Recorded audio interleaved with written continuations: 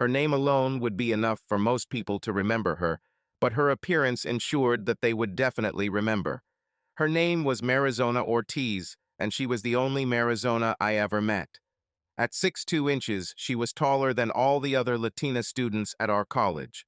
Her face resembled that of an actress or supporting model. Olive skin, evenly spaced and sparkling brown eyes, the most perfectly symmetrical nose I had ever seen, high cheekbones and full lips.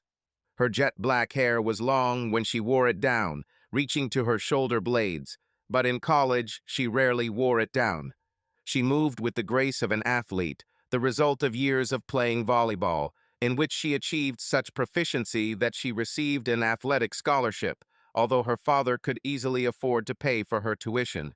She had long, well-defined muscular arms and legs, a slender torso that flowed into a slightly wider waist and rounded hips.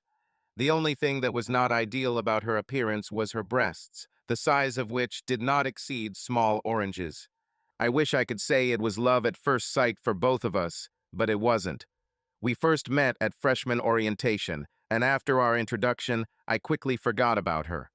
Back then, I was still hoping that my long-distance relationship with a girl from my hometown who was finishing her senior year would last, and I didn't pay attention to other girls. This relationship, as one might expect, did not last long and ended by the middle of the first semester. For the next 2.5 years, I focused on studying, improving my athletic skills to help me get into college, and working part-time jobs to help cover some of my tuition costs since my scholarship was only partial.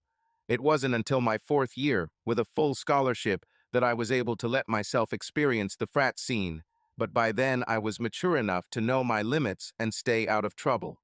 One day my mentor recommended a course to me, promising an easy A. I came to the classroom half an hour before classes started and sat in the back row, in the 5th seat out of 9. Gradually, the auditorium filled up, mostly with athletes from other teams, including 2 of my baseball teammates.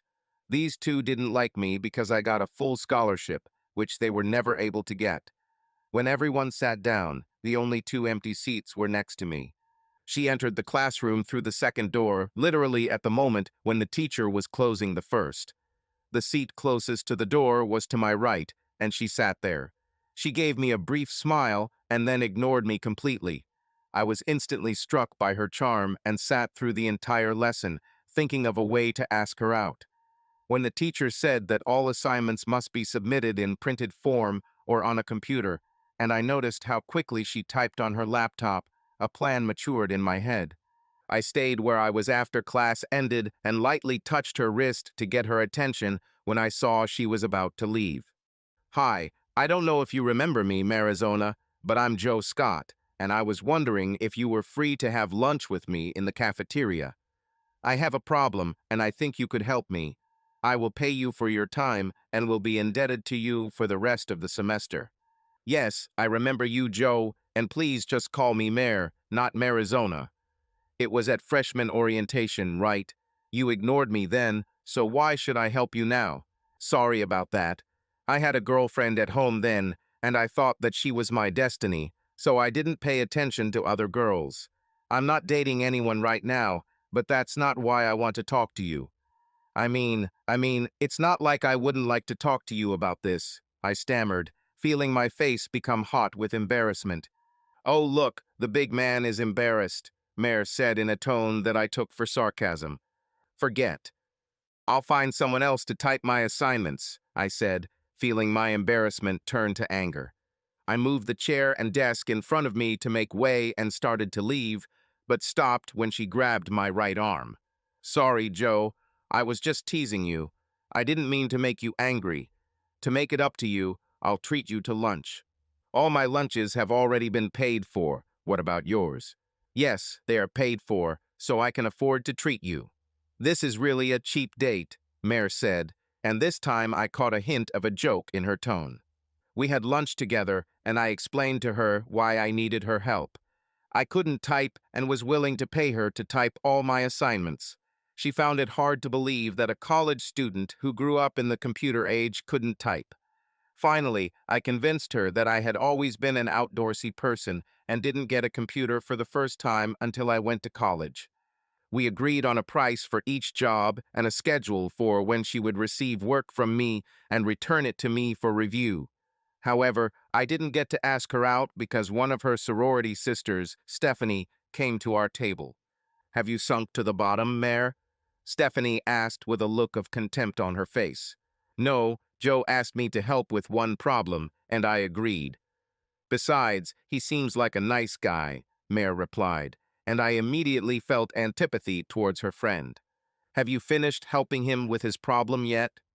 "This Saturday is the first big party of the semester at the fraternity house, and I need your help with the decorations."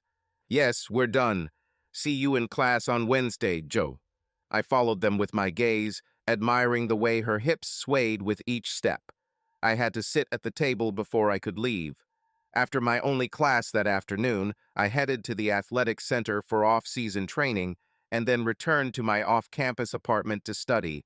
I immediately took on the task in order to give it to Mara on Wednesday. On Wednesday evening, I had a surprise. "Hello, this is Joe." "Joe, this is Mare. I need to ask you something, but you have to promise not to get angry. Can you do it?" "I don't know if I can help but get angry. It all depends on what you ask, but I'll try. Will this work?" "I'll have to come over because I need to know. Did you write the stories at the end of the notebook? Where was your assignment?" "Crap," I thought to myself. I didn't think at all about what else was in this notebook when I wrote my assignment in it. This was another notebook where I wrote down my stories from the moment I started writing them in my second year of school. Yes, I wrote them. They're probably pretty primitive, right? A couple of them are really weak, but the rest are quite good. If you edit them a little, I think they could be published in a magazine or something, Mare said, and I heard a note of surprise in her voice.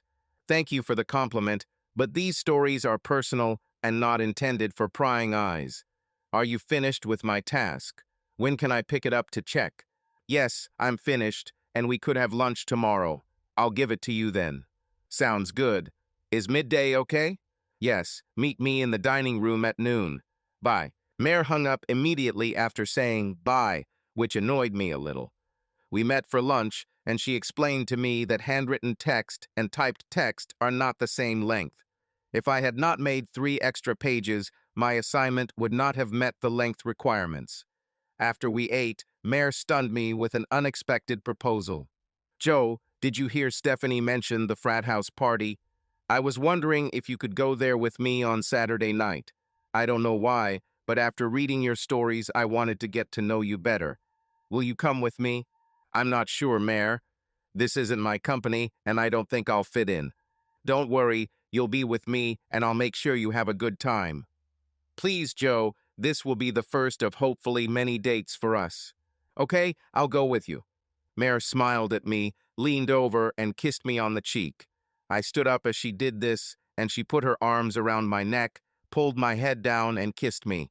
It happened so quickly that I didn't have time to react, and when I came to my senses, she was already leaving, her hips swaying slightly with such an obvious emphasis that I wondered if she was doing it on purpose. "Well, now you're in trouble," I thought, heading to the next couple. I met Mare on the sidewalk in front of her fraternity house on Saturday night, and we walked a few blocks from there to the Pi Delta Epsilon fraternity house. I began to feel a little uneasy when I saw expensive cars parked in the parking lot near my house. Mare took my hand and squeezed it tightly, giving me her first real happy smile. This smile instantly dispelled all my doubts. Mare didn't leave my side the entire evening while we were at the party. I didn't drink alcohol, and she barely drank, even though I told her to relax and enjoy herself. Everything was going great until Stephanie came up to us during a slow dance with John Sullivan, her partner. "Hey, Joe, you've been monopolizing Mare all evening. How about you dance with me and John can dance a few songs with her? I promise John will take good care of her," Stephanie said without even saying hello to me. I wanted to say no, but Mare looked at me pleadingly and I relented. I wasn't a great dancer, and I let Stephanie lead once she started. I didn't notice we were in the corner of the room, away from Mare and John, until I looked back to see them. They were nowhere to be found. I tried to return to the center of the room, but immediately found myself surrounded by Stephanie and three other girls from the sorority: Heather, Ashley, and Lisa. They kept me distracted by talking for 15 whole minutes, and during this time I did not see either John or Mare. Finally, I managed to break free, saying that I needed to go to the toilet. There were two doors, and going out through the second, I found myself in the kitchen, where I saw the outer door open. I went outside, walked around the house, and went back through the front door. Entering the foyer, I immediately began looking for Mare. I noticed her on the dance floor with John not far from the stairs. As his hands landed on her hips, Mare immediately kneed him, pushed him away, and slapped him. I hurried towards them and grabbed John's arm as he swung his hand as if he was going to hit her. "Didn't your mother teach you that you shouldn't lay a hand on a woman? If not, maybe I should teach you. If you want to hit someone, hit me. I'll even let you take the first shot," I told John. John looked at me, then glanced toward the middle of the room, where I noticed several of his friends from the football team begin to move towards us. "You don't understand. I didn't mean to hit her. I just wanted to rub my face where she hit me for no reason," he said. I decided it was time to leave. "Mare, I'm leaving. Are you coming with me?" "Yes, Joe, I'm definitely not going to stay here." She took my arm and we walked out of the fraternity house, heading towards her sorority house. "It's not too late, Joe, and I don't want to go back to an empty house." "Is there anything else we can do before you take me home?" Mare asked with a sparkle in her eyes. I stopped on the sidewalk, turned to her, and pulled her towards me. I started kissing her timidly at first, but when she responded with such passion, it became clear to me what she wanted. "Can you take me to your apartment, Joe? I can't invite you to the sorority house, and besides, I'm pretty loud during sex, and I don't want the girls to hear me." I didn't respond with words, but simply took her hand and quickly walked towards my apartment, passing the fraternity house and turning onto a side street. My accommodation was a modest apartment in the basement of a house, which I had been renting since the beginning of my third year. Once we were inside, Mare took the initiative, kissing me. "You're driving me crazy. Please, Joe, make love to me right now." We made love, but there was some confusion. "Sorry.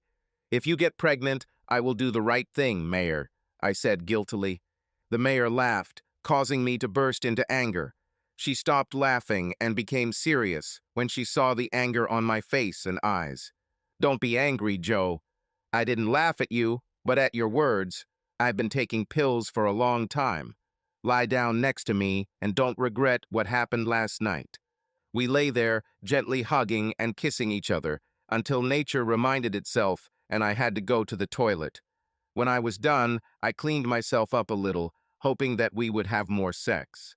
The mayor stood near the bathroom door, completely naked, and I finally got a better look at her beautiful body. I immediately noticed that if she had posed nude, a couple of the scars on her body would have had to be retouched. The biggest and ugliest one was on her left knee, and I realized she had ligament problems that required surgery. As she walked past me into the bathroom, I noticed another scar on her right shoulder and again realized she probably had rotator cuff surgery. Two of my teammates who were pitchers had the same scars, and they told me they were from just such an operation. When we woke up the next morning, we showered together, had breakfast, and then I walked her to the sorority house. After that, we started seeing each other more and more often. I started thinking about our future. One day, I told her about my feelings, and to my surprise, she admitted that she felt the same. She asked if she could move in with me, and I happily agreed. We both passed the exam in the class where we met again, and the next 2 semesters flew by. We spent all our free time together, exploring each other's bodies in the most pleasurable ways whenever possible. We never talked to each other about our past sexual experiences, which later turned out to be a mistake on my part. The Saturday that made me regret it will remain in my memory forever. It was the second to last weekend of the semester, and our baseball team was playing in a conference tournament, the winner of which received an automatic invitation to the College World Series. We had an average season, but we won 2 matches and stayed in the tournament. The semifinal game, postponed due to a thunderstorm, took took place in the morning, and we unexpectedly won. The finale started at 2 p.m., and if the game had lasted the standard 7 innings, I would have made it back to campus in time to take the mayor to the last big party at the fraternity house. But fate or bad luck decided otherwise. We lost after 3 extra innings and then waited another hour for a bus that wouldn't start after the game to be fixed. We hadn't gone to a party all year, but Stephanie insisted that the mayor go to this one, and she didn't want to disappoint her best friend. I agreed, although I myself was not eager. I could hear the disappointment in Mayor's voice when I called her from one of her teammates' phone to let her know I'd be late and asked her to wait for me before the party. She said she couldn't, but promised not to drink too much and to avoid John, who, along with Stephanie, tried to persuade her to come to one of the parties. When I got home after 9:30 p.m., I didn't really want to go to the party, but I promised the mayor that I would come, and I always kept my promises. After showering and changing clothes, I headed to the fraternity house. After walking the entire first floor, I didn't find the mayor, but one of her sister's friends, whose name I couldn't remember, confirmed that she was still there. I headed towards the stairs to the second floor when Stephanie and Heather stopped me. "Stephanie, do you know where the mayor is?" I asked, hoping she would answer honestly, without her usual arrogance. "Yes, I know. Come home.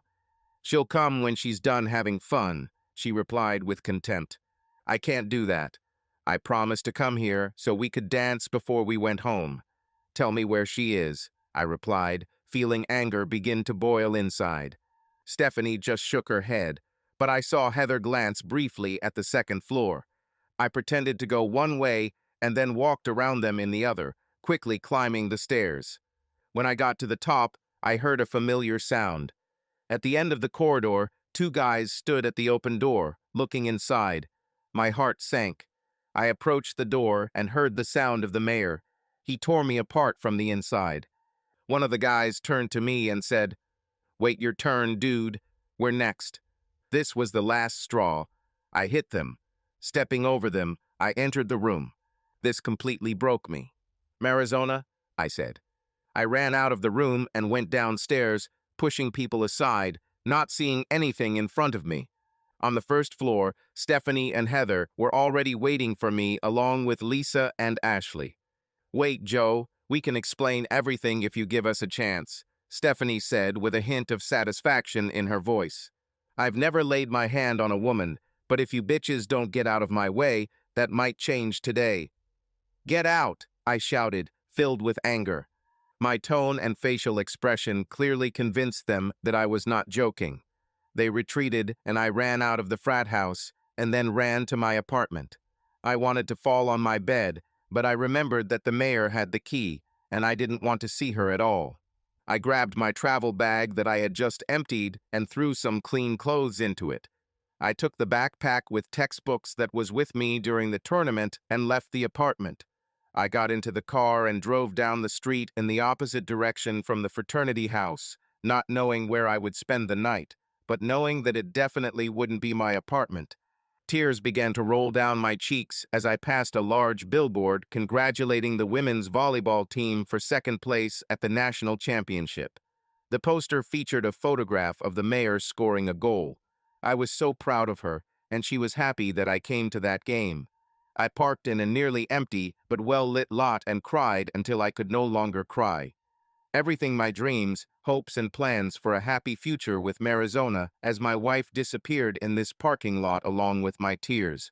I don't remember how I fell asleep in the front seat of the car or how much time passed, but the sun shining through the window woke me up.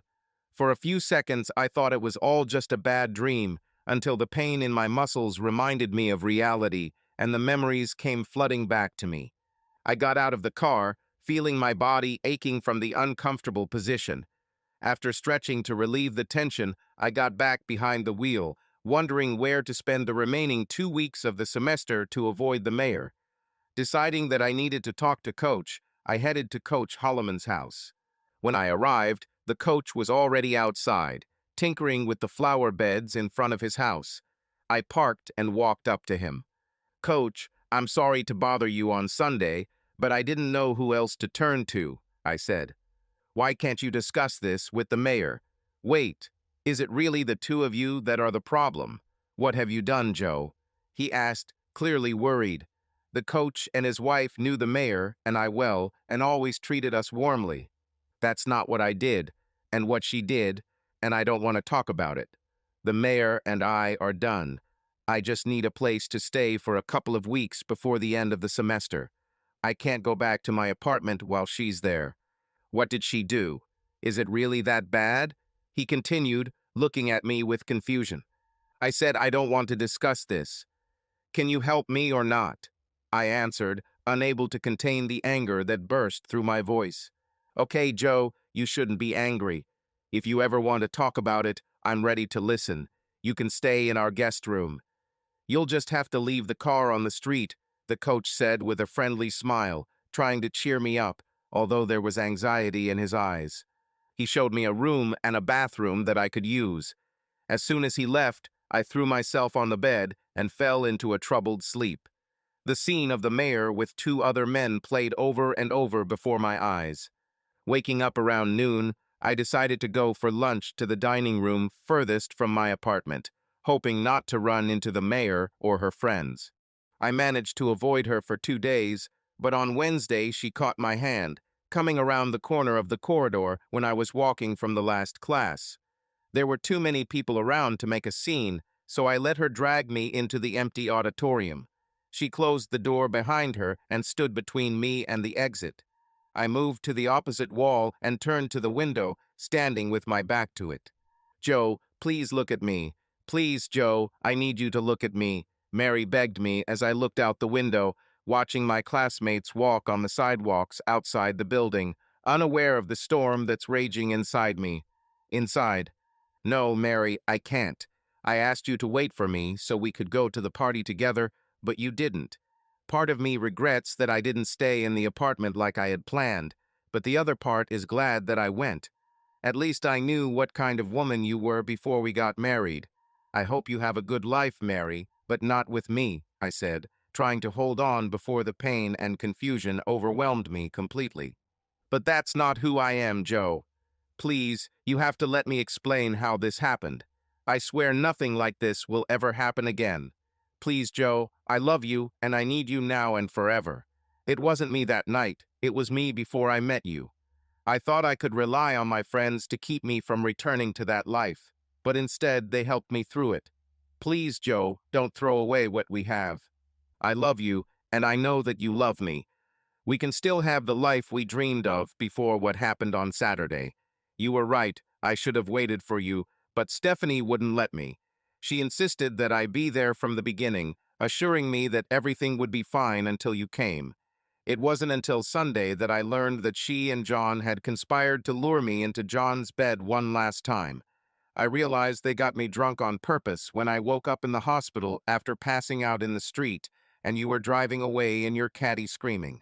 The problem I have is that I get wild when I'm drunk, and that's exactly what happened that night.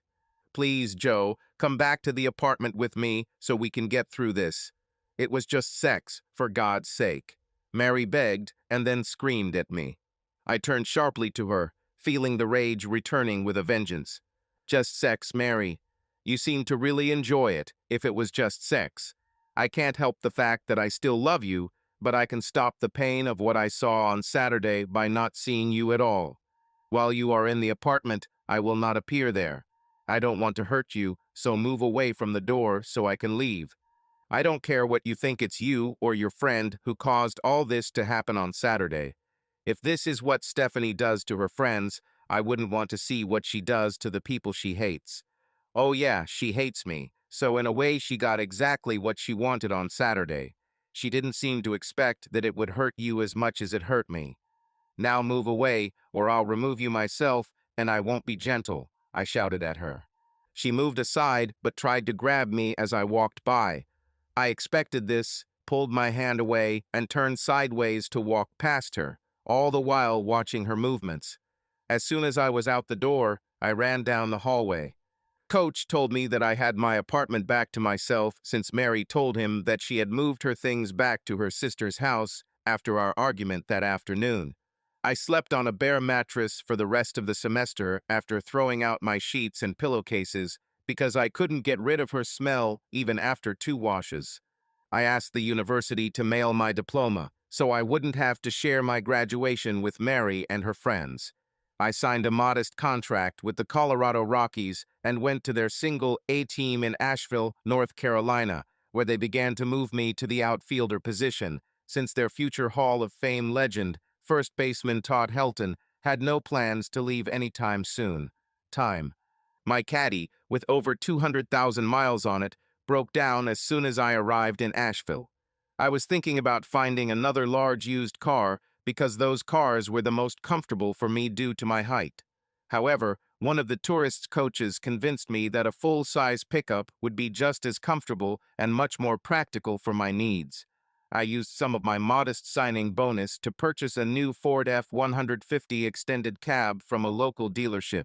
I then went to the accessory store and installed a cover on the bed to provide a dry place to transport the incredible amount of equipment I had accumulated since joining the Rockies organization. After my first home game in Asheville, I was approached by an older couple dressed in a fun combination of team apparel. Max was wearing a tourist's baseball cap, a windbreaker with my university logo on it, and a Rockies t-shirt under the windbreaker. Madge was wearing a cap with my university logo, a Rockies windbreaker, and what I assumed was a replica jersey from my university. The coaches emphasized the importance of relationships with fans, so I stopped and listened to the couple as they introduced themselves. Hello, Joe. My name is Max Seaton, and this is my wife, Madge. We wanted to welcome you to the tourist team and talk about something that might be useful to both us and you. Do you have a few minutes to listen to us? Max began. I have no plans other than to find something to eat, go back to the motel, and rest until tomorrow. I think I can spare you a couple of minutes, I replied with a hint of irritation. I didn't really want to spend time with them, but I didn't want to offend them and risk complaining to the team. However, when Madge spoke, my irritation began to subside. We know that the food allowance is hardly enough to feed a strong young man like you, so we will buy you dinner. Are you following us to the restaurant? Madge added, catching my tone. My mom always told me not to turn down free food, so of course I'll follow you, I told her. I expected them to drive to the parking lot and take me to one of the nice restaurants on the other side of town, but instead they walked away from the stadium, and I had to follow them. Luckily, we were in the middle of an 8-game home series, and all my equipment was in the locker room, so I didn't have to carry it 4 blocks to the small diner they eventually entered. I had seen this diner before, driving past on my way from the motel to the stadium and back, but had ignored it due to its shabby appearance. Max and Madge were already sitting in a large booth at the end of the diner, talking to a middle-aged woman in a typical waitress uniform, a striped blue dress, white socks, and white rubber shoes. By the time I got to the table, the waitress had already left, and Madge motioned for me to sit opposite her and Max. The waitress brought us glasses of water, and as she was about to leave, I caught her attention.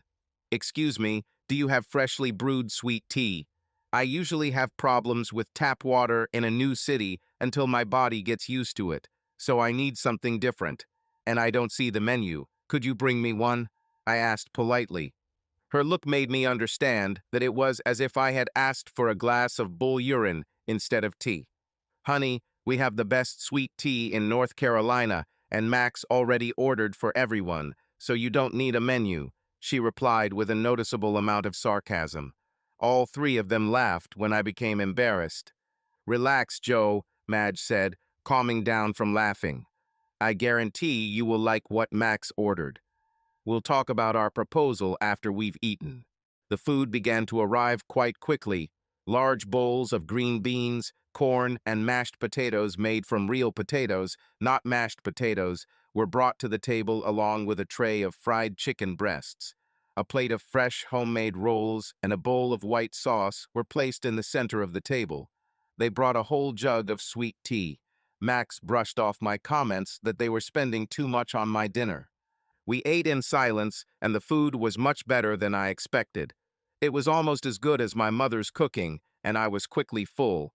I pushed my plate away and leaned back into the soft booth seat when I was done. Madge and Max had big smiles on their faces when I finally looked up at them. I don't need to ask how you like the food, Joe. Your actions and facial expressions speak for themselves. I think you're ready to listen to our proposal, Max said with a big smile. I just nodded, sinking into the unexpectedly comfortable seat of the booth. Madge and I met in college, the same one you recently graduated from. After marriage and several years of working my way up the ranks of the company that hired me straight out of college, I was transferred here to Asheville. Madge and I fell in love with the area, especially Asheville itself, and decided to stay here. We are no longer young and can no longer do all the work that is necessary to maintain a house. That's why we offer young people like you to live for free in an apartment above our garage in exchange for help with household chores. We will be happy if you become our next tenant. You said yourself that you're living in a motel for now, but you won't be able to afford to stay there for long and still have money in your account. How do you look at this, Joe? Would you like to help us? I promise, working in our house will not interfere with your training, classes, or any other plans, Max added. It sounds too good to be true. If I agree, what are the restrictions? I asked. No noisy parties, no loud music after 9 in the evening, and no permanent neighbors of any gender, Madge answered, ahead of Max. That doesn't mean you can't invite your friends over, Joe, and they can even stay a night or two if you want. But they can't live with you forever, Max added before I could say anything. I'm not a fan of noisy parties, I don't like loud music myself, and I hope that I will soon move to the next level, so this is not a problem. I think I'll agree to your proposal. I have to be at the stadium early in the morning, so I don't know when I can move into your garage. Besides, I don't even know where you live, I answered as warmly and friendly as possible. If you tell the motel front desk that this is allowed, Madge and I will take your things and show you where we live while we walk back to the stadium. If you're ready, we can do it right now, Max said enthusiastically. I nodded, and the three of us left the booth. Max took $50 out of his wallet and threw them on the table. No change needed, Molly. Tell Josh that Madge and I say hi to him. See you next week, Max said loudly, leading Madge and me out of the diner.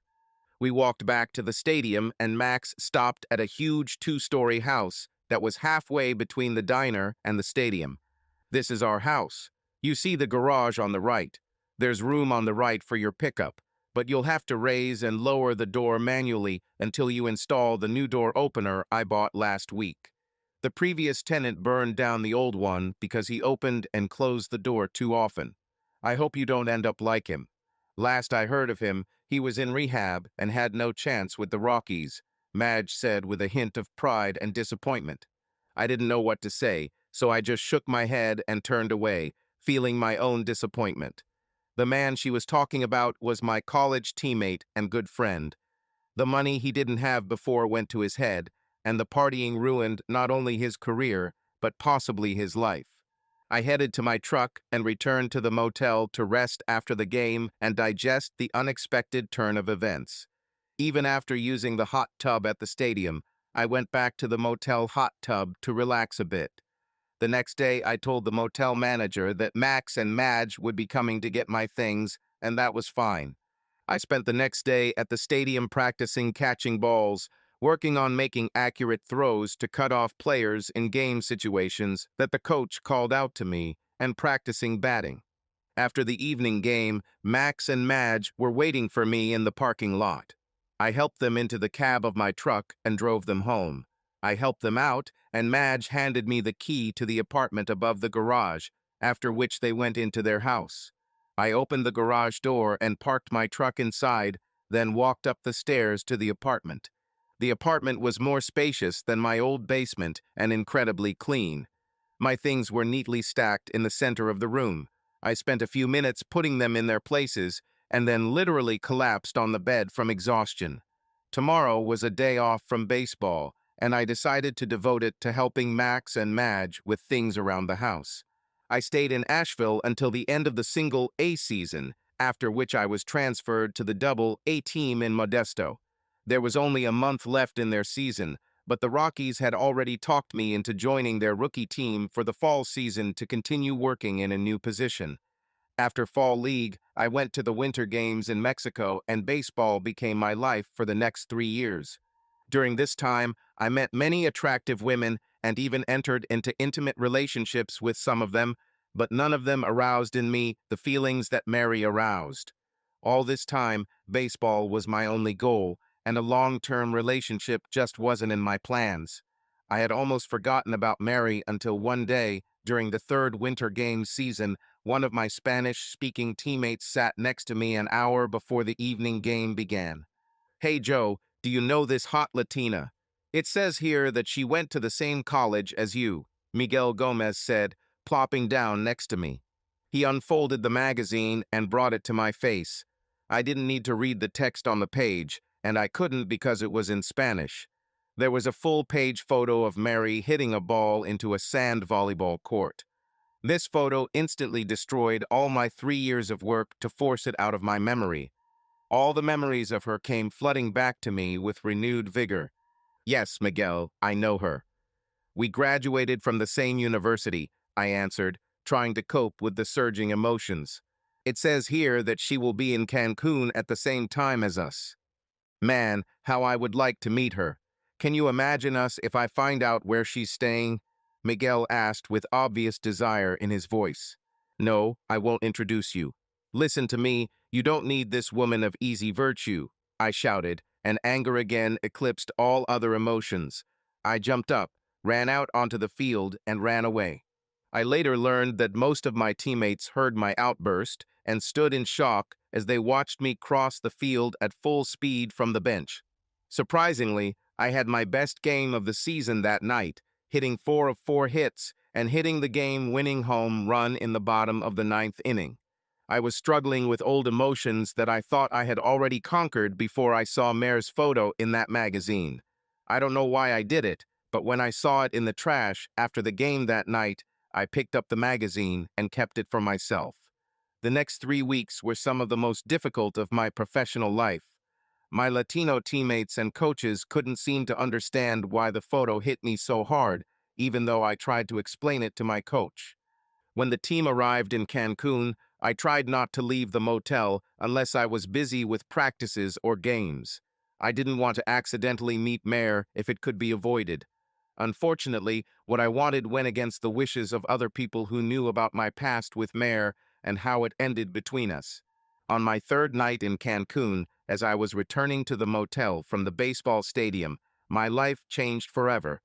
I wasn't too worried when all my teammates refused to come with me when I asked them to accompany me on the way back. I acted strangely after seeing Mare's photo and attributed their refusals to this. It was a well-lit street in a decent neighborhood by Central American standards, and I was wearing a team jacket, so I didn't expect a Mercedes limousine to pull up nearby. Before I could react, 2 large Hispanic men grabbed me by the arms, pulled me into the car, and forced me into the back seat. "Hi, Joe," a painfully familiar voice said to me. "What's going on, Mr. Ortiz?" I managed to ask Mare's father when the car pulled away. "Call me Roberto, Joe, like you did before. I give my word that you will not be in any danger, but I need you to listen to me, and this is how I guarantee it. You know how much I love my daughter, and I can't bear to see her suffer for the last 3 years. She loves you with all her heart and doesn't even try to forget you. I need to know what happened between you, but she won't tell me, so you'll have to. I don't think I can do this, Mr. Ortiz. I'm sorry that Marizona is still hurting, but the reason we broke up is because of what she did. If she doesn't tell you, you'll have to forget about the reasons, because I won't tell either. You tell me, or I'll hold you back until I find out. Why do you think you were alone tonight? I asked my friends to convince your comrades to let you go alone. We're in Mexico, and you wouldn't be the first gringo to go missing for days, weeks, months, or years. I gave my word that you would not be touched, but I did not promise that I would not hold you as a prisoner until I knew the truth. Better tell me, and we'll get this over with. I promise you'll be in your hotel tonight if you tell me.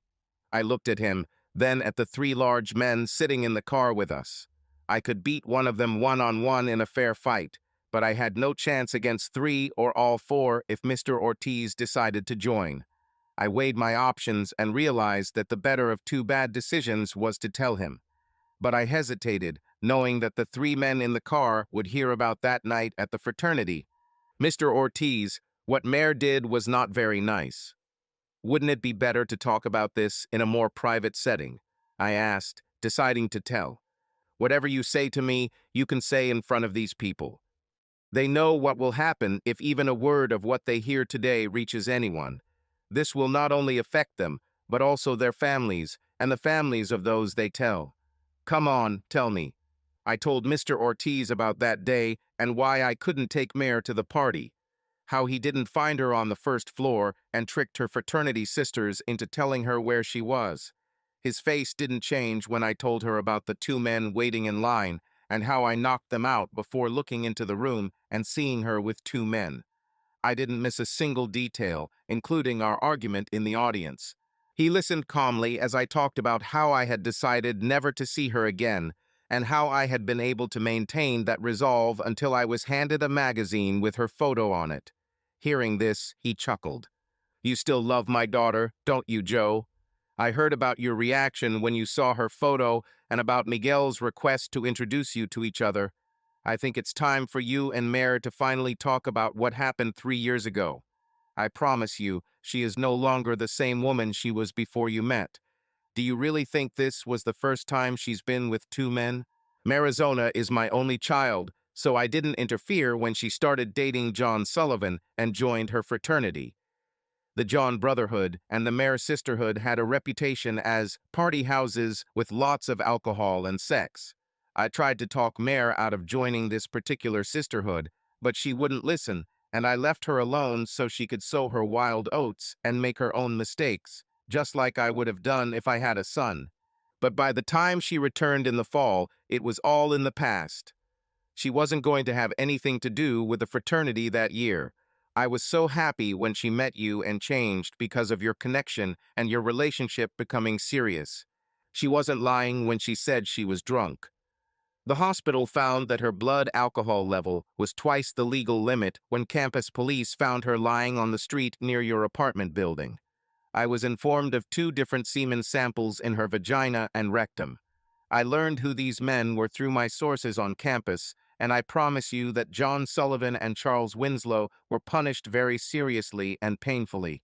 I showed Stephanie mercy because I didn't deny my role in what happened, and Mayor begged me to do so. My daughter needs you, Joe. She withdraws into herself, doesn't go out to have fun, and, as far as I know, hasn't gone on a single date in 3 years. The only time she seems happy is on the volleyball court. The problem is that she plays so desperately that she keeps getting injured and her recovery time is getting longer. All this makes her unhappy and difficult to communicate with. You are a smart man, Mr. Ortiz, I said. Knowing everything you just told me, you should have understood why I broke up with Marizona. This kidnapping was your way of making me see your daughter, wasn't it? Yes, Joe, and I apologize for misrepresenting the truth a little when we started our conversation. But you didn't give Mara or her friends a chance to explain how she ended up in the situation you saw that night. It wasn't her fault. She had no intention of doing what you saw. You made everything worse by leaving her and not giving her a chance to explain everything. She still loves you and won't be happy until you at least give her a chance to prove it. She didn't look drunk, I objected, and she seemed to enjoy it. As for her friends, they all considered themselves superior to me and constantly tried to show it to me. Stephanie only spoke to me when it was part of her plan to separate me from Marizona. Her last plan worked perfectly, didn't it? I never liked or trusted her, so why should I listen to anything she had to say? In my opinion, Marizona cheated on me. You know what they say, once betrayed, always betrayed. Why should I get involved in a relationship again so that she broke my heart? I'm telling you, Joe, she unknowingly betrayed you. I swear on my late mother's grave that Marizona would never knowingly betray you.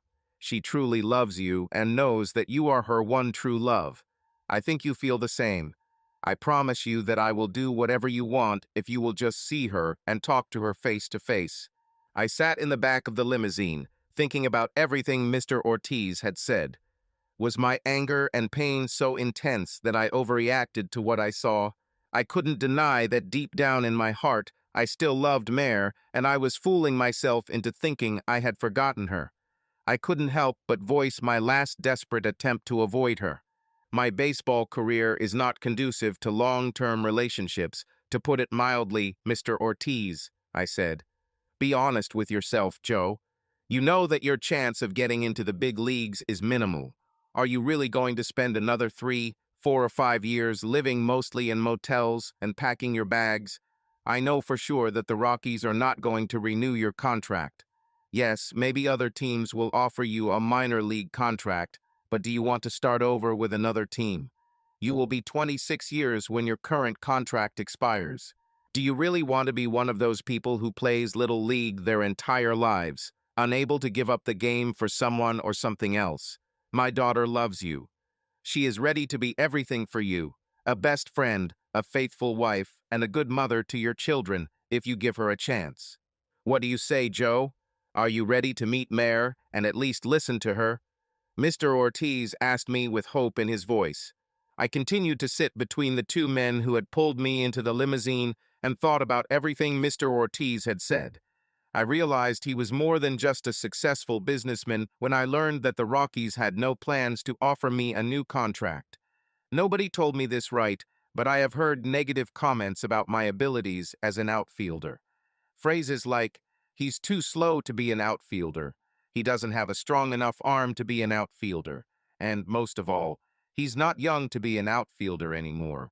All our other prospects are younger and have better chances. There was a possibility that another team would offer me a contract and even move me back to my natural position, first base, but Mr. Ortiz was right. I'm tired of living out of suitcases and sleeping in motels. I decided to do what he asked and meet Mare. Okay, I'm ready to see your daughter, but you have to promise that if we don't get together, you will never try to set us up again, I said in as firm a voice as I could.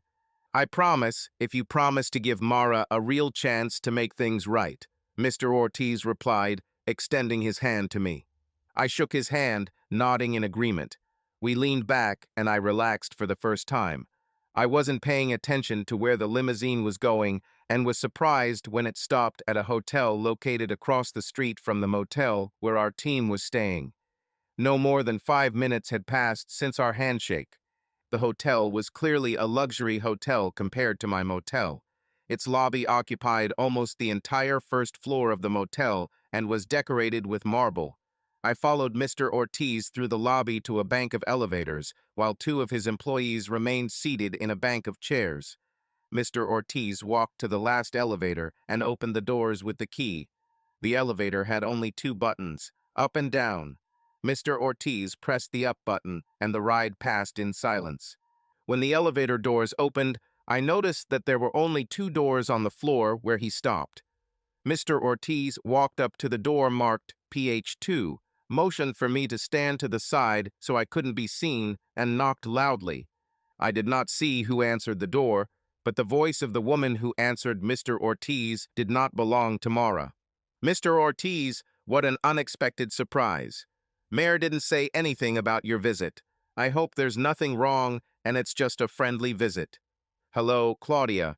I have a surprise for Mare and I didn't tell her. How's your knee? Will you have time to recover for the next game? The knee is healing. I'll definitely be ready for the next match. I'll go call Mare. Do you want to come in and wait? No, I'll wait here. The wait seemed like an eternity, but I finally heard footsteps inside the room, and my impatience gave way to nervousness. The woman I loved and dreamed of was just a few steps away, and I didn't know what her reaction to me would be. Dad, what are you doing here, and why didn't you warn me that you were coming? Mare asked her father. I wanted to surprise you and hopefully fulfill your prayer, Mr. Ortiz said, grabbing my arm and pulling me out of hiding. Surprise. Joe? Joe, Mare screamed, the look of bewilderment on her face turning to joy before she rushed towards me, and I was forced to catch her in my arms. Even in a loose t-shirt, sweatpants, short tousled black hair, and no makeup, she was still beautiful, and my heart melted. just like that first magical evening in our tiny apartment.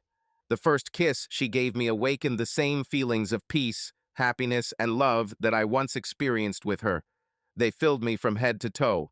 I realized that she was and remains the only one for me, just as I was the only one for her. Neither Mare nor I reacted when Mr. Ortiz said he was leaving so we could catch up. I stood in the hallway holding Mare in my arms as she continued to kiss me with a passion and hunger that I had never felt with any other woman. Her kisses made my body tense and brought back memories of the pleasure we gave each other. All memories of the terrible night were temporarily replaced by thoughts of those moments when we were happy. I understood where our meeting would lead. "At least let me come into your room, Mare, before we go too far and put on a show for the security camera," I said with difficulty.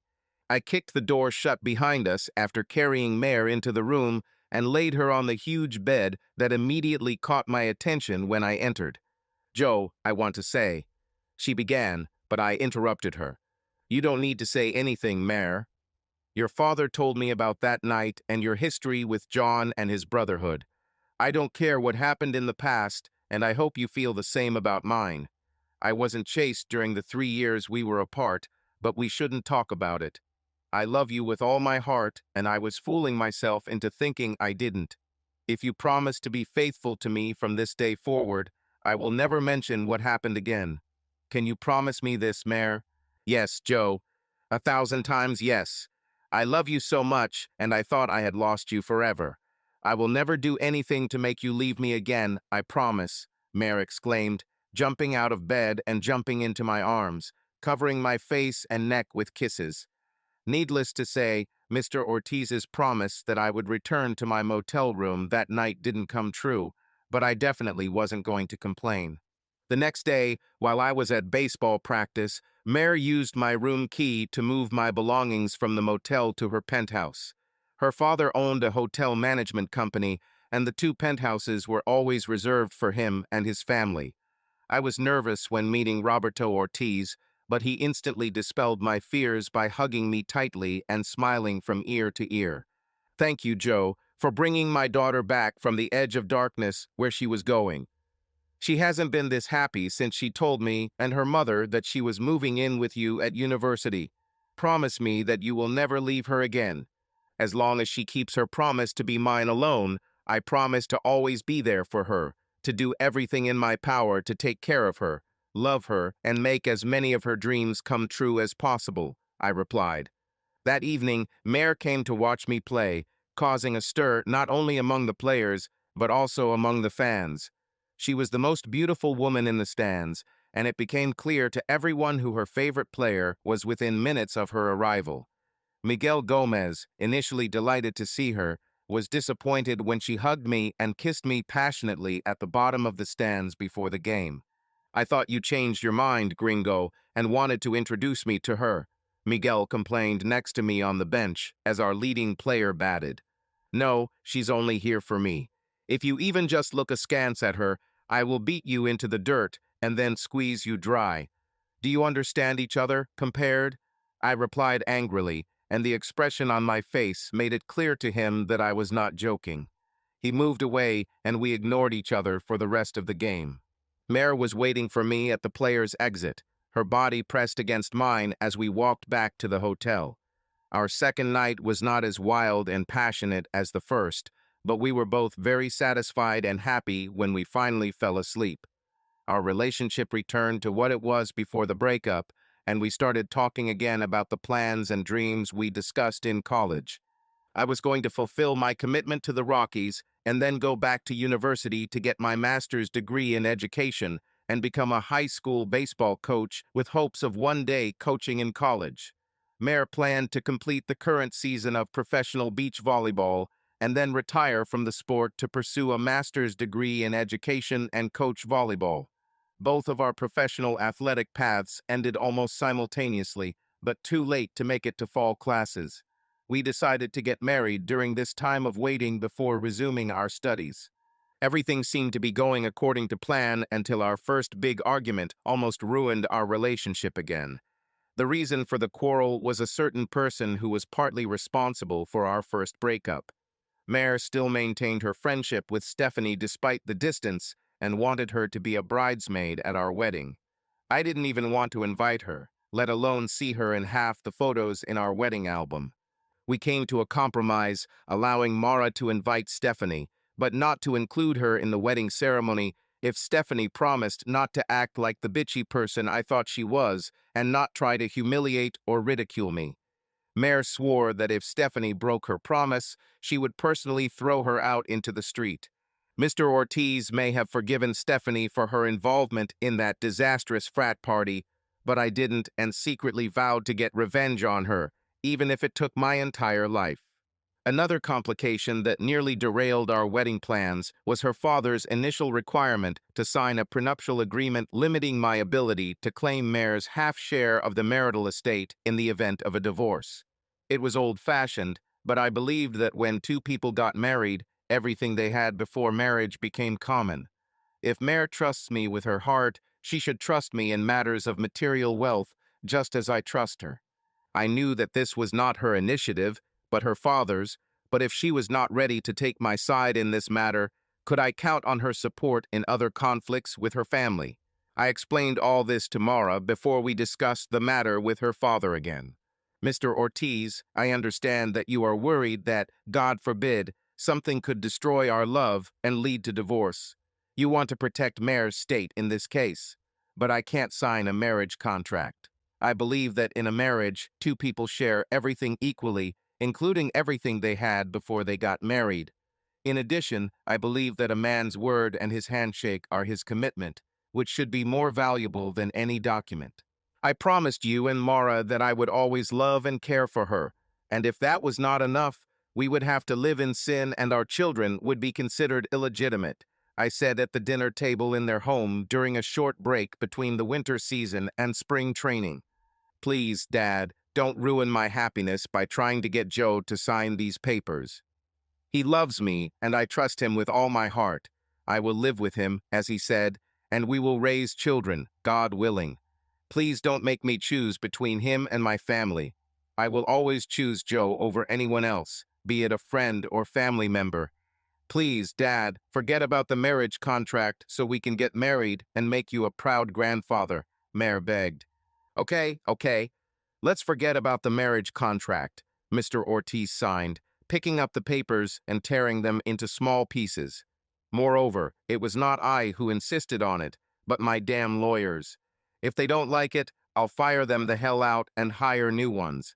I realized that they work for me and not the other way around. So no prenup and bless you both. Mare and I enjoyed the rest of our short stay with her family. When we left, I felt like I had become part of their family and that they were happy to have me. I had never used a mobile phone, but I gladly accepted the one Roberto gave me so that I could stay in touch not only with Mare, but also with the rest of the family. After spring training, as expected, I was assigned to a AAA team in Colorado Springs. Mare continued to travel the world for professional beach volleyball tournaments, which made it difficult for us to communicate as much as we would have liked. Over the next 8 months, we kept in touch through phone conversations and even the occasional phone sex to maintain the connection we had rebuilt. No one who has not been in such a relationship will understand how difficult it is to maintain love from a distance. All I had left was faith and trust in Mara, so as not to return to the dark nightmares that had previously tormented me, imagining her with other men. These fears were finally quelled only during my second winter season, when I decided, I don't care what she does or where she is. I was able to try out for the big league, as Major League Baseball players call it, when the roster was expanded in September. My final numbers in the big league were as follows: 30 innings played, 50% at bat thanks to 10 hits out of 20, including only one double and one insignificant for the team, but very significant for me, home run and 2 mistakes. I wasn't offered a new contract with the Rockies, and my desire to continue my baseball career was not enough to overcome my desire to be with Mare. I turned down 2 minor league contracts. My professional baseball career ended at the age of 26. Mare and I got married in October of that year, 2 weeks after her last volleyball game. Her professional sports career ended at age 25, while she was still at her peak. The pressure from her sponsors and her co-star, Claudia Stenhouse, was incredible, but Mare wanted to be with me as much as I wanted to be with her. The Marais family took care of all wedding preparations and expenses, including our honeymoon in Niagara Falls. After all the tropical places we had visited, this seemed like the most logical choice for newlyweds. Stephanie was unhappy about not being included in the wedding procession, but fearing Mara's threats that she would be kicked out if she caused a scene, Stephanie kept a low profile, allowing herself only a few, if looks could kill moments when she thought Mare didn't see her. Her husband, however, was the cause of my next outburst. William Robert Bass, call me Billy Bob, was Stephanie's husband. Although he came from one of the wealthiest and most powerful families in Birmingham, Alabama, he was the type of racist and bore who would fit right into the ranks of the Ku Klux Klan. The first time I wanted to kill him was at our wedding. I can't believe he's marrying a Mexican. He should have found himself a decent white woman and left this hot little thing as his mistress like we do at home, he said, not suspecting that the ventilation system would carry his words to the room where I was changing. Hearing this, I ran out into the corridor and hit him without even putting on my jacket. The fact that he continued to sit next to Stephanie told me everything about his relationship with her. The second time I wanted to kill him was at another wedding. Despite the 4-year gap, Mare was not the last of her sisters to get married. This honor went to Heather, who, after traveling in Europe, Africa, and Asia, returned to the United States and settled in Knoxville, Tennessee, where she met police officer Mark Brooks, fell in love with him, and they got married. Mare refused to be a bridesmaid due to the fact that it was too far for us. Billy Bob couldn't help but comment when he saw Mark's friend, African-American Michael Davis, and his beautiful wife, Letitia.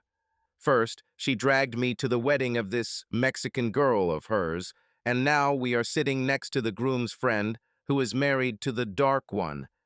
I think I married the wrong woman altogether, he said. No, but you definitely chose the wrong place to open your mouth, I said, and hit him again. This time he didn't even show up to the reception, even though Stephanie was a bridesmaid. Mare and I moved to the city where we were going to study for our master's degree and settled into a furnished apartment near campus. I took a job as a truck driver and loader for a local beer distribution company, which helped us reach our goal of graduating debt-free. The work was hard, but it covered our expenses. Mare, meanwhile, signed a contract with a local modeling agency, which brought her much more income than my work. Did this bother me? Not at all. If I wasn't bothered by the monthly checks that her father continued to send her, then her success in her modeling career didn't bother me at all. She turned down an offer from a larger agency out of town because we both decided that nothing should keep us apart. Signing a contract with this agency would mean long trips and separation, which we absolutely did not want to allow. After receiving our master's degrees, we began the nomadic life of young professionals dreaming of becoming trainers. It quickly became clear that Mare was much more in demand than I was. A woman with her education and experience playing against the best volleyball players in the world was a rarity, while a man with my characteristics, like me, was many. Mara was offered the head coaching position after just 3 years as an assistant, while I worked odd jobs and temporary teaching, while waiting for my first chance to become an assistant coach. The decision to accept her offer was obvious, and we moved to a small town where her new job was located, continuing to live in the same rhythm as before. We decided to put off having children until at least one of us got a stable coaching position. We understood that our current situation was not yet a place where we could safely start a family. Mara managed to turn the school's girls' volleyball team from perennial underdogs into 2-time state champions in the 4 years she coached. I kept busy with whatever job I could find and trained in the football team's gym. I accompanied Mare to all the away games and was her biggest fan. Our life together would have been perfect if not for one thing, her ongoing friendship with Stephanie Bass. It was the only thing we argued about, and every time we argued, we both remained angry at each other. Little did we know how her uncompromising attitude towards her friendship with Stephanie would lead to further chaos in our seemingly happy lives. My wonderful wife, Marizona, was able to transform a small school volleyball team in just 4 years. After her second straight state title, she was approached by major schools to become the new head coach of their volleyball teams, including schools hundreds of miles away. As a couple, we looked at their proposals together: more money, better terms, more talent to choose from, which turned off several interested committees. They couldn't or wouldn't accept the fact that the decision about where she would coach would be made by both of us, not just her. We immediately excluded such schools from the list. Mayor and I agreed that we both needed to feel comfortable with the new school and community before she accepted the offer. We went to 3 schools that we chose to see if they were a good fit for us. Of the 3 schools and communities, only one did not disappoint us almost immediately.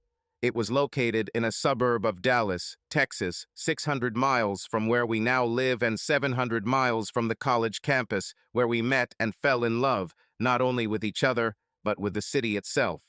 We loved this university town so much that we often spent weekends there with friends who were still part of the local community. Mare was completely focused on her new position as a coach, and it didn't bother her at all that we had no friends in the new place. I had to get used to a new city, a new job as a teacher at a different school, and build friendships for both myself and us as a couple. Luckily, I met another teacher who was an outdoor enthusiast like me. Mark Stinson and his slightly overweight, but still beautiful wife Angelica became the best friends Mare and I could be. Mare couldn't or wouldn't admit that Stephanie, my best friend, wasn't the best choice for friendship. How many best friends have helped arrange for you to be used sexually, like Stephanie did that night at the frat party? How many best friends have asked if you had this experience after marriage, as I overheard when I picked up the phone incorrectly during one of their long phone conversations? I asked these questions and many more when Mare and I had an argument after I admitted that I had overheard them discussing her sex life while she was my wife. When Mare went into our bedroom, slammed the door, and locked it, I think she decided our argument was over. But I ruined her plans when I opened the door with a small screwdriver, burst into the bedroom, and found her curled up and crying on the bed. Seeing her tears, I immediately ran up to her, hugged her, and tried to console her, although I did not apologize because I considered myself right. When Mare stopped crying, she started kissing me. After our emotions subsided, Mare hugged me, pressing her whole body against mine. We apologized to each other for our fight and finally agreed that we could disagree with each other about Stephanie. I couldn't bring myself to love, trust, or forgive Stephanie for the way she treated me in college, for her role in that fateful night that caused Mare and I to separate for 3 years, and for her constant interference in our marriage, especially in our sex life. Mare finally told me that Stephanie and her husband Billy Bob regularly cheat on each other, turning a blind eye to their affairs, which their high society friends in Birmingham know about. I reminded Mara that we are not Stephanie and Billy Bob. I confirmed that I would never cheat on her, that I would not tolerate cheating on her part, and that if she ever cheated on me, there would be consequences. She swore I had nothing to worry about. "Why should I love another man when I'm married to the best lover a woman could ask for?" she asked. When I started mentioning her past experiences with multiple men at the same time, she assured me that it was in the past and she didn't need it anymore. With difficulty, she admitted that she was always drunk when participating in such things and that her desires arose only in a state of strong intoxication. She hadn't gotten that drunk since that night, and she promised she never would. At that moment, I believed her, not knowing that in the near future this promise would become history. As the newest employee at the school where I worked, I did not have the opportunity to give up teaching duties for the summer classes that the school had to provide for students who were struggling or who wanted to graduate as quickly as possible. Most students in the second category were either highly gifted or highly motivated, and graduating early from high school gave them an advantage over their peers in college. When Mare was invited to speak at the Women's National Volleyball Association meeting and benefit in Atlanta, Georgia in the second week of July, it was the perfect opportunity for her to promote the sport she loves. I convinced her to accept the invitation, despite the fact that I could not go with her, no matter how much I wanted to. The superintendent refused to find a replacement for me for a week, and since this was my first serious job, I could not risk my career. Mare assured me that everything would be fine and I shouldn't worry. With a heavy heart, I drove her to the airport on Sunday morning. Her return flight was not scheduled to arrive in Dallas until around 4 p.m. the following Saturday. We agreed to call each other morning and evening every day while we were apart. We hugged and kissed, saying goodbye through tears. I wanted to rush after her to stop her when I noticed how most of the men and a few women followed her with their eyes, admiring her slender, graceful, and involuntarily sexy body. It was clear from their facial expressions that they were fascinated by her. I was again forced to hope for her fidelity and believe that she would keep her promise to be only mine. I got back into the car and started the long, lonely drive home. We had only been apart for an hour, and I already desperately missed her. I tried to relax and watch a Texas Rangers baseball game, but I couldn't concentrate and instead started cleaning and organizing things in the garage to distract myself. When Mare called and said she had arrived safely in Atlanta, I felt relief mixed with slight irritation.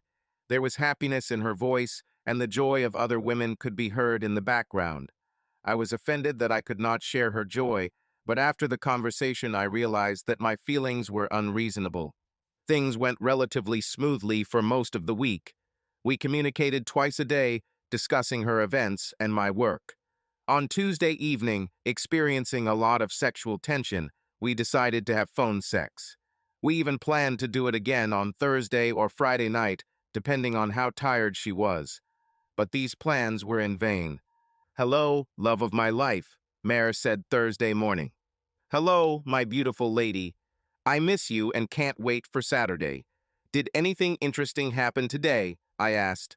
"Yes, Joe," she exclaimed joyfully. "Stephanie is coming over today to hear me speak, and we'll be staying in my room together until Saturday. I'm so excited. Isn't that wonderful?" "To be honest, Mare, no, I don't think so," I replied. "You know we don't get along, and I don't trust her. She might tempt you to get drunk, and you know what happens when you lose control. I love you, but if you cheat on me, I won't be able to forgive you.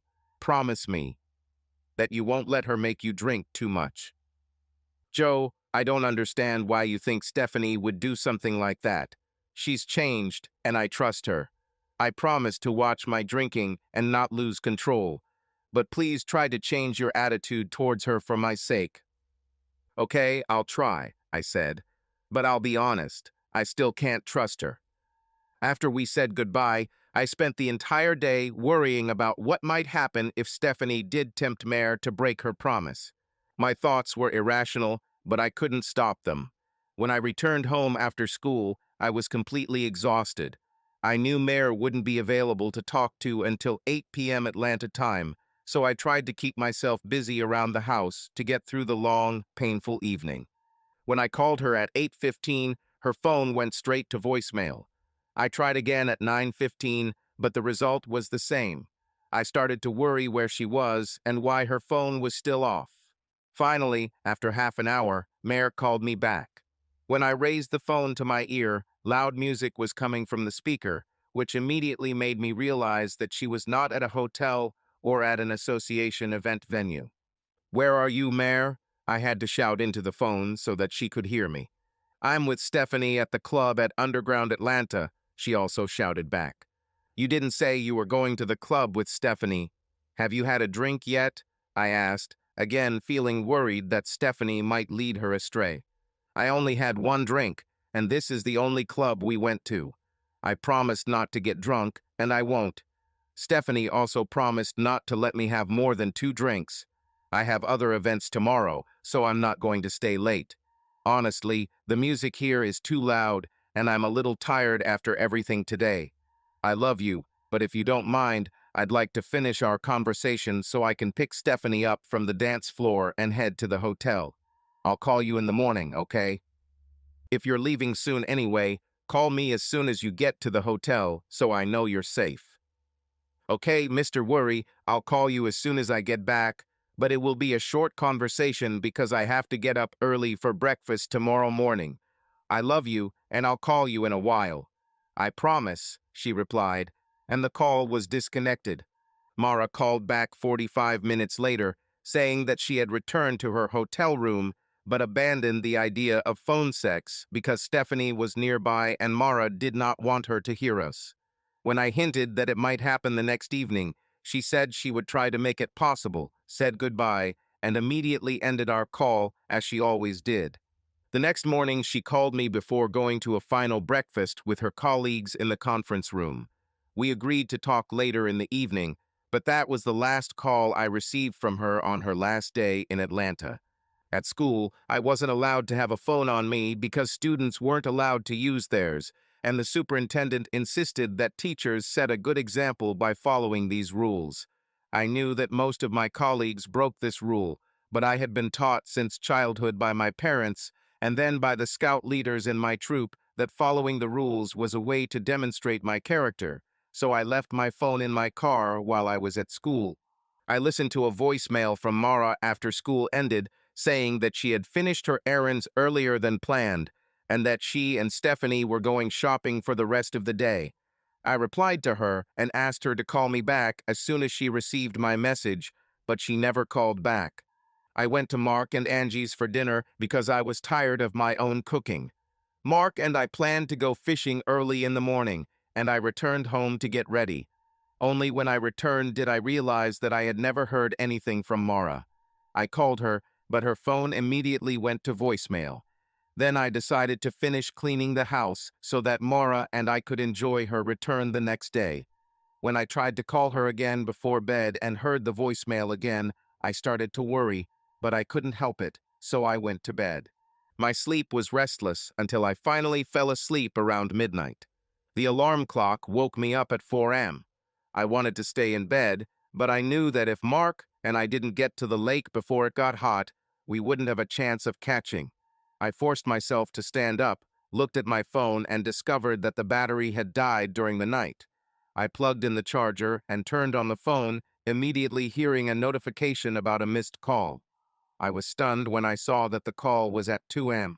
Opening the phone and checking who the call was from, I heard a voice message, but instead of the expected voice of my beloved wife, I heard the voice of Stephanie.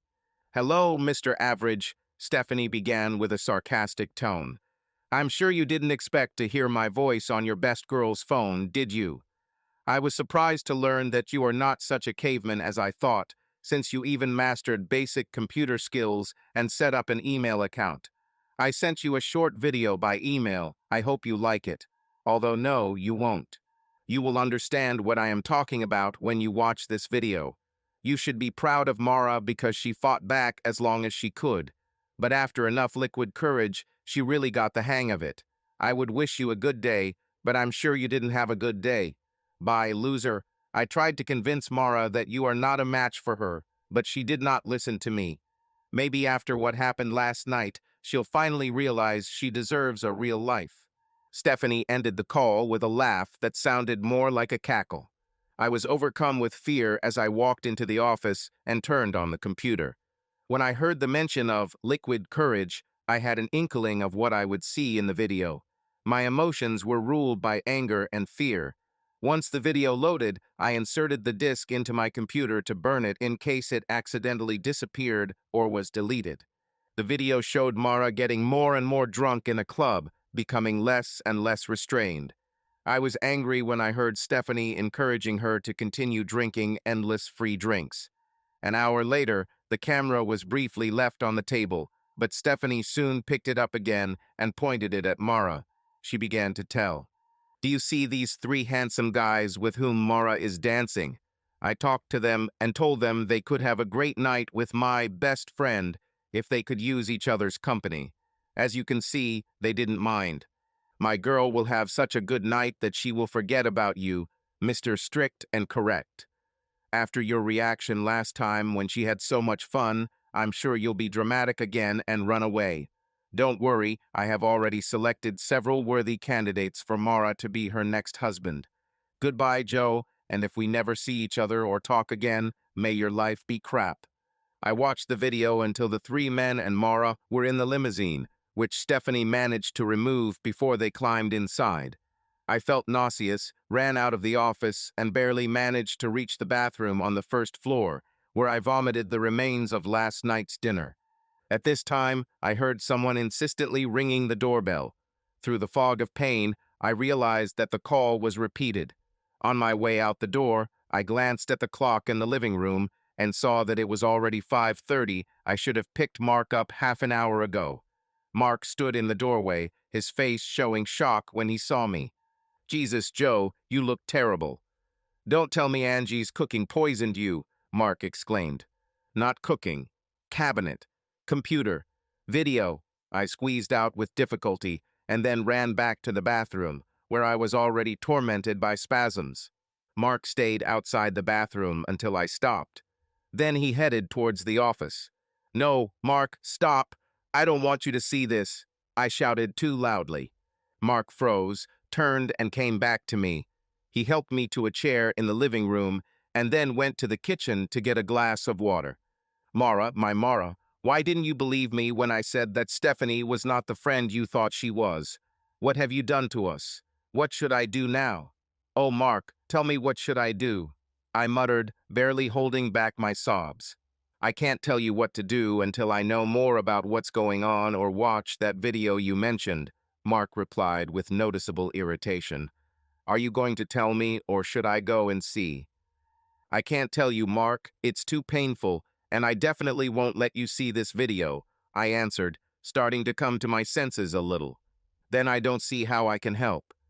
Looks like our fishing trip is over. Maybe I should cook you something or make some coffee," Mark suggested after a tense pause. "The thought of food makes me nauseous again, and I don't drink coffee." "You better come home. I'll call you if I need help, once I know what to do. But I need you or Angie to meet Mara at the airport later. Can you do it?" "Joe, you didn't have to ask. You know that Angie and I will always help if we can. I think it's better if Maru meets Angie. What time is her flight?"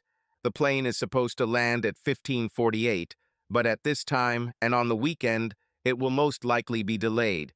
Thanks for stopping by." "I promise to call if I need help," I said, looking down. After Mark left, I remained in the chair with lewd images of Mara with those three men running through my head. I didn't even realize I was crying until the tears fell onto my chest. In a fit of anger at myself, I slapped myself in the face as hard as I could. The pain from the slap helped to break out of melancholy, and in its place anger and determination came. I headed towards the office, but stopped when I heard the video still playing. The noise from the speakers was unintelligible, but I didn't want to get closer. I ran upstairs to get dressed, but froze in place when I saw our bed. Memories flashed through my head, how Mara and I made love, how we lay in each other's arms, filled with feelings of love, as well as those terrible months of separation after I first found her in such a situation. I was brought out of my stupor by the ringing of my phone while it was charging. From the melody, I realized that it was Mara. I wouldn't have time to respond before it went to voicemail, so I didn't even move. The home phone also rang, but I ignored it and didn't listen to what Mara was saying on the answering machine. I started to turn off all the phones in the house when my cell phone started ringing again. After turning it off, I finally began to formulate a plan. I turned off all the phones in the house and went out to go to a small diner nearby that served the best breakfast I had ever tasted. While I was driving there and eating a smaller portion than usual, a plan took shape in my head. It was the only option I could live with, although it was going to be hard for both Mara and me. After our previous breakup, I knew that I could not live without Mara. However, I couldn't let her alleged infidelity go without consequences, even if I was scared to confirm my suspicions by watching the video to the end. I didn't have a plan for Stephanie yet, but for Mara I had already decided everything. I wasn't going to kick out the woman I loved, even though she probably cheated on me again. To be continued. Subscribe to the channel and click on the bell so you don't miss the next part of this story. She will be there very soon. The link to the sequel will be in the description of this video below. Subscribe to our channel so that your love doesn't cheat on you, and go ahead and listen to the next story, because this story is nothing compared to the next one. If you're under 18, don't even think. Click to the next one. Click to the next one. Click to the next one. Click to the next one.